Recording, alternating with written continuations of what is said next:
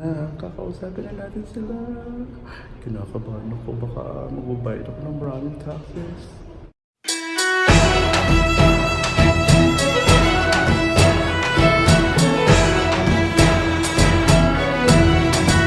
Hello mga friends and hello Nolanians and welcome to my YouTube channel. Tara na! Let's go! Okay. So today, pupunta po tayo sa City Hall ng Suminoe. Alright, so pupunta po ako sa Suminoe City Hall para i-file ko ang aking tax. So gaya po ng nasabi ko dati, pinadala na ako ng letter ng City Hall about sa tax. Hindi po pala si Cupido ang nagpadala ng letter sa akin. So pinadalan po ako ng letter and then i-file ko yung aking tax refund today or yung aking kinita last year. So, yun po yung isa sa mga obligasyon bilang isang OFW dito sa Japan na kailangan mo mag-file ng tax at para nakita nila or makita nila kung talagang nagbabayad po tayo ng tamang tax. So, kung hindi, hahabulin tayo ng mga Hapon. Okay? So, pupunta po ako ngayon doon at yun nga po sabi ko kanina, hindi ako masyadong marunong mag-Japanese, marunong lang konting English at hindi ako masyadong marunong mag-Tagalog. Okay?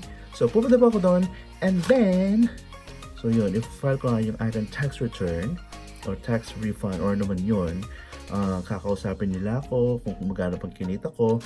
So, dito po sa Japan, meron po silang tinatawag na gensen. So, yung gensen, yun yung mga summary ng mga kinita mo last year. So, hindi po yung year na to. So, last year.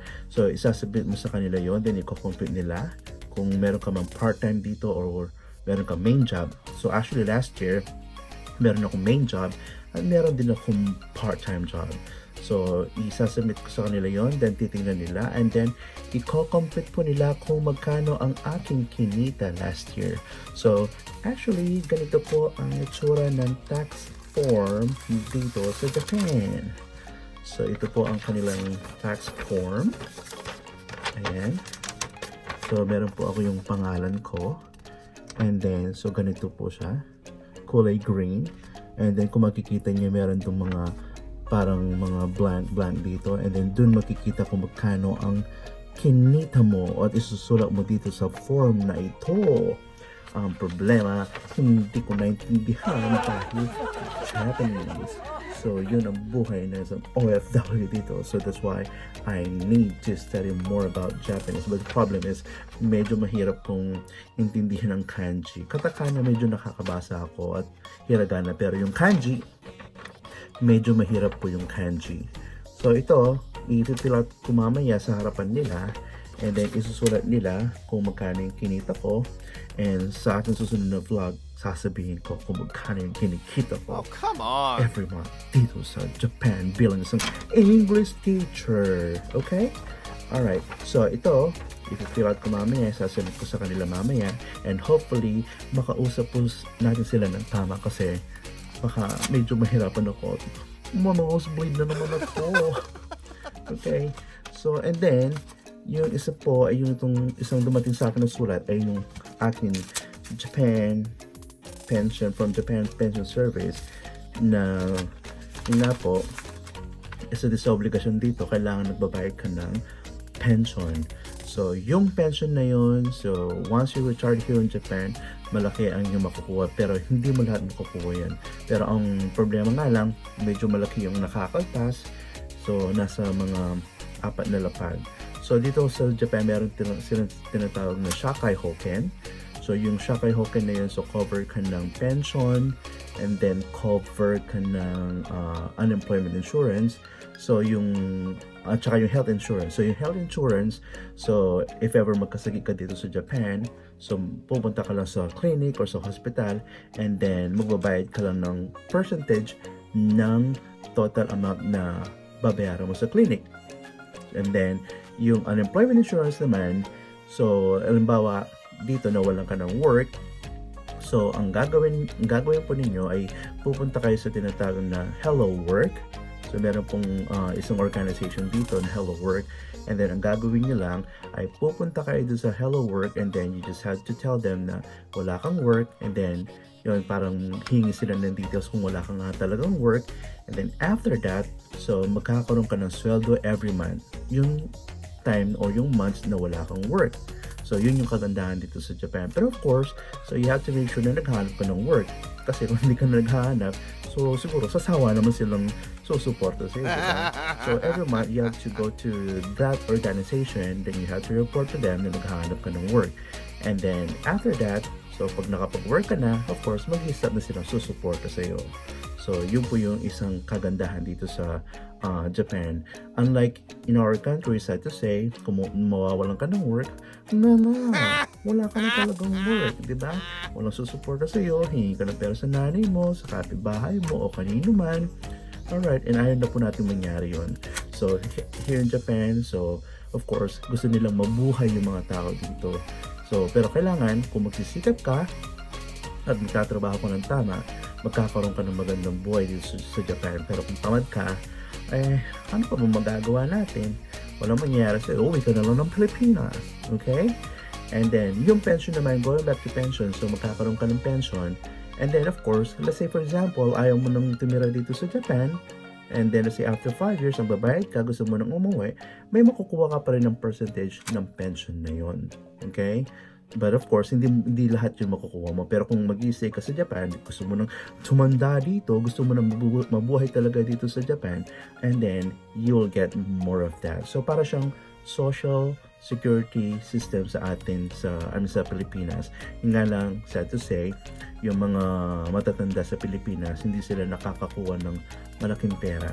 Unlike here, makikita mo actually sa trend, may isa akong nakitang isang matanda na meron talaga siyang hinahawakan ng maraming pera dahil nga, so meron po silang nakukuha sa gobyerno dito sa Japan dahil wala nga silang work at hindi na sila makapag-work. And then, discuss natin yan sa ating susunod na mga vlogs.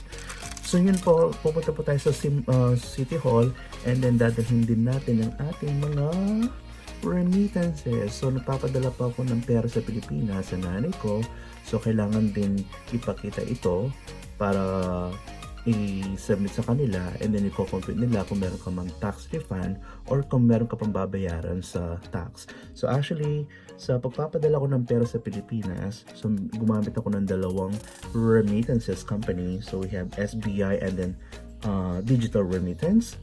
So yun po, kailangan i-submit sa tax office na nagpapadala ka ng pera kasi kung alam nila na nagpapadala ka ng pera, may sinusuportahan ka sa Pilipinas, so the more na makakakuha ng tax refund. Pero kung 1 year ka pa lang dito, 2 years, hindi ganun kalaki ang makukuha mo. Pero let's say for example, nag-stay ka na ng 5 years dito and then kukunin mo yung mga tax refund mo, aba, malaki ang iyong makukuha. Makakabili ka na ng house and lot. Just joking, okay? Pero malaki din po yung makukuha if ever na ganun ang mangyayari. Iipunin mo lang. Huwag kang atang. Okay? And, of course, dadalhin po natin yung ibang requirements. So, ito po yung, so anyway, papakita ko sa inyo kung ano yung itsura ng isang gensen. So, yung gensen, ito po yung summary ng kinikita niyo every year. So, ito, since nakapag-work po ako ng 3 companies last year, so meron na akong iba't ibang gensen sa iba't ibang companies ko at binibigay ito ng company mo at the end of the year. Then, para makita nila ang summary ng iyong sinahod last year. Okay? And then, talking about residence tax naman, so, sa pagkakaalam ko, so, within 1 year of stay, pag bago ka dito sa Japan, pag 1 year ka pa lang, hindi ka pa magbabayad ng residence tax. Pero after that, the next year, the next year, then that will be the time na sisingilin ka ng tax office ng residence tax. But the good thing about the residence tax is that, so, pag nakakapag-bayad ka ng residence tax and gusto mo mag-invite ng family members mo sa Pilipinas, so, pwede ka mag-invite at pwede mo silang dalhin dito kasi nagbabayad ka ng tax. So, ibig sabihin, so, you are capable of supporting them once they are here. But of course, so you have to make sure na may pera ka rin dito. Baka naman in-invite mo sila dito, nagbabayad ka nga ng residence tax, wala ka naman pera. Hindi po posible yun. So yun, so pag-uusapan po natin yung mga different taxes dito sa Japan. Kaya nga tinatawag ng Japan na the land of taxes dahil maraming binabayaran na taxes. But then again, ang kagandahan, yung tax na yon ay may nakikinabang tayo sa mga taxes na nakukuha natin o nababayaran natin sa gobyerno dito. Hindi kamukha sa atin sa Pilipinas na nagbabayad tayo ng kadaming tax pero wala naman tayong nakukuha benefits. At ang problema, iba yung nakikinabang, di ba? Nakakalungkot. Okay? So, yun po ang pinagkaiba ng Japan sa Pilipinas. Though I don't want to compare, pero yun po yung reality. Okay? Alright, so anyway, marami pa po tayong pag-uusapan about different taxes and different things here in Japan kung paano mamuhay ang isang OFW dito sa Japan. Okay? So, ako'y aalas po muna at pupunta muna ako sa Suminoe City Hall para makipag-usap sa mga Hapon, okay? And babalitaan ko kayo kung ano ang mangyayari. Alright, so mamaya muna tayo magkikita. Salamat po! See you! A few moments later. So ayan, naglalakad na po tayo malapit sa City Hall. So tingnan po natin kung ano mangyayari sa ating lakad. Alright, so mamaya ipapakita ko po sa inyo at babalitaan ko kayo sa ating lakad. See you!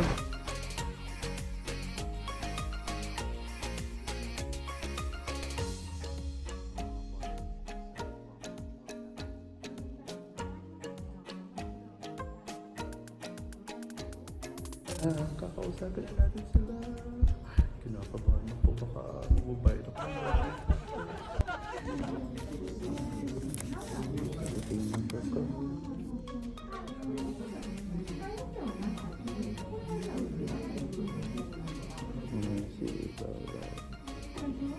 Hindi ako na-inform, mga senior citizen pala kasama ko. Ano ba to? Senior citizen di pala? A little longer than a few minutes later. Tada! Okay, ayun mga friends, at ako'y nagbabalik at natapos ko na nga po ang ating transaction sa City Hall. Thank God, natapos ko din. Actually, bumalik po ako sa aking apartment kasi may nakalimutan pala ako.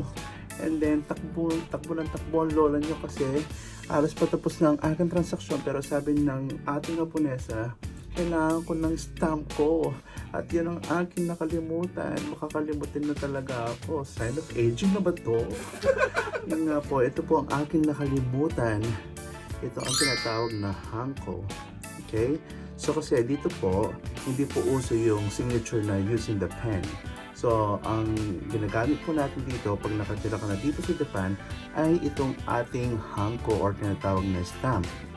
So, ito ginagamit natin sa ating mga documents. So, hindi po nila pinapapirma. So, maliban na lang po wala ka talagang hanko. Pero, kailangan po i-register to. And then, pag halimbawa may sasay ka na documents, so, i-stamp mo siya, kuha ka ng red ink, and then, i-stamp mo siya dito. Hindi po ito lipstick. Hindi po ito, ano ba yun? Blush on, okay? So, ito po ang ating stamp. So, napaka-importante po ito. Actually, ito ay pinapa-register pa. So, hindi po basta-basta to. Kasi, halimbawa nawala ito at merong gustong gumamit ng pangalan mo. So, pag meron silang hanko mo, patay ka. Oh, no! So, pwede po nilang itong maggamit. So, napaka-importante nito. So, anyway, yung nga po, binalikan ko yung ating hanko at thanks God. So, sa pagmamadali ko, nakahabot pa rin ako sa tax office. And then, ang problema pala, isang stamp lang ang kailangan ni ating Japonesa. Ayun, so at least natapos na siya at natapos ang ating transaksyon. Believe it or not, wala akong sinasabi. Si ating Japonesa lang ang nagsasalita. At sabi ko, hi. Natapos ko na naman ang transaksyon ng hi. Okay, di ba ang galing-galing? Pero yun nga po, natapos ko na po at eto na po ang aking tara! So ito yung aking final na tax sa City Hall dito. So, ito po. So, parang ito yung kinita ko last year. So, ito po siya. So, yan. 2,400,000 plus. Hindi po pesos to. So, ito po ay peso. At parang may babayaran pa ako Parang may babayaran pa ako sa kanila na kulang. Ako pa magbabayad? Na instead na ako makaka-refund? So, ito po. So, magbabayad pa yata ako ng 4,396 yen. Hindi ko lang alam kung bayad to or refund. But anyway, nga po, so sabi niya, tapos na. So, binigyan niya ako ng 3 pages ng ganito. Hindi ko po pwedeng ipakita yung mga ibang information dahil confidential yung mga information na yun. Pero, thanks God, natapos ko na ang aking pagpa-file ng talks, di ba? By saying hi! Okay? Alright, so anyway, yun po ang aking kwento ngayon at isang napagod ako sa aking ginawa sa kakalakad at isang stamp lang pala ang kailangan ko at ako'y bumalik pa sa aking apartment. Pero yun po, at least natapos natin ang ating transaction. Okay? Alright, so anyway, so marami po akong ikukwento at marami po tayong pupuntahan. So, kailangan ko po pumunta para sa aking pag-file ng Japan pension at marami pang iba. So, yan po ang aming buhay bilang OFW sa Japan. So, kailangan kahit pa paano marunong ka mag-Japanese. Pero ako, nag-aaral pa rin ako. Pero, sooner or later, matututunan din po natin yan. Okay? Alright, so anyway, hanggang dito muna po tayo at ako'y maglalaba pa. Okay? So, susunod pa, pakita ko sa inyo ang aking apartment. Ano ba ang tsura ng apartment namin dito? At magkano ba ang renta ng isang apartment? Okay? So, but anyway, so you will see more of those to my other vlogs. So, maglalaba muna pa ako at maraming salamat sa inyong panonood. Arigato! Kumasus ka!